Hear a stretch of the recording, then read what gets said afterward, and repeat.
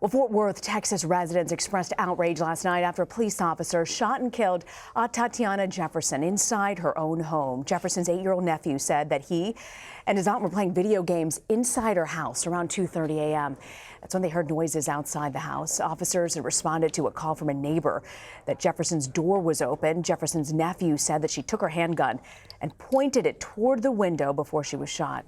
Omar Villafranca has been following this story from Dallas. Omar, what's been the reaction from the community in the aftermath of Jefferson's death?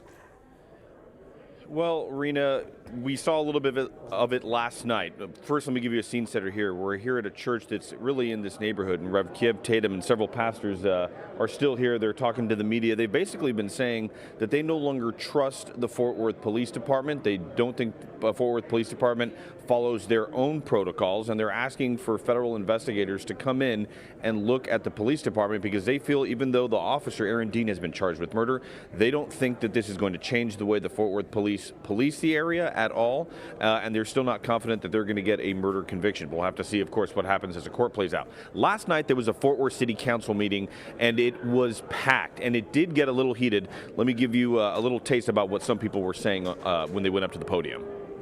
Mayor Price, this is an emergency that will require much more than a letter that says all the right things and tells the citizens of Fort Worth how they need to react. You mentioned that we need to provide Tay's nephew with anything he needs. He needs his aunt alive. He needs to not have witnessed her murder. He needs the city he lives in to be equitable and just and safe from poorly trained, scared, racist police officers. We demand non-police response teams for welfare checks and mental health calls. Justice will require admitting to systemic racism within our city and within all of your offices. And that's just a little bit of what was echoed here at this press conference in Fort Worth at this church. Another big thing that they're saying is they don't feel that there's an accountability system within the Fort Worth Police Department backed up by the city of Fort Worth. Matter of fact, Mayor Betsy Price, the next day after that shooting, came out to the neighborhood. She said she wanted to listen to people who were there in the community upset. They immediately started basically telling her, lock him up, that being Officer Aaron Dean at the time, because he was not. We didn't know who he was, but we know he was not arrested. He was just on administrative leave. And it wasn't until yesterday that we, of course, learned that he had gone into jail and he had bonded out. And Omar, what's the latest on the investigation at this point? Well, yesterday we just received the arrest warrant affidavit, and they basically told us a little bit of the police perspective of what they say happened. There was somebody who did talk to Zion, the 8-year-old nephew, and as you mentioned earlier, that he said that she heard something outside. It was 2 o'clock in the morning. They went and she went and grabbed her gun from her purse, legally owned gun. And let's be honest, for people who aren't familiar, this is Texas. This is Tarrant County, Texas. There are guns all over the place here, especially down here in the South and in Texas. She heard somebody outside her window at 2 a.m., saw a flashlight. She didn't know what it was. She grabbed her gun, and he shot her through the window. And apparently she dropped down there and passed away.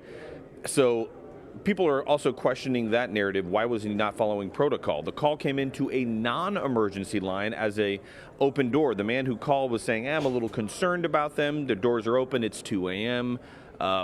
People thought that was a welfare check, but we actually got the audio from dispatchers to police officers to go to the scene, and it was not dispatched as a welfare check. It was an open door in a building call. Now, we talked to a former Fort Worth police officer who says that doesn't mean you come with the cavalry.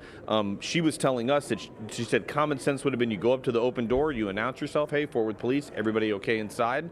And the family and that officer is saying, had they done that, they would have been like, oh, yes, we're okay. And they said that could have avoided this whole issue at all, and that woman would still be alive. Incredible story, Omar. Thank you so much. Omar Villafranca on the ground there in Texas. Thank you for joining us, Omar.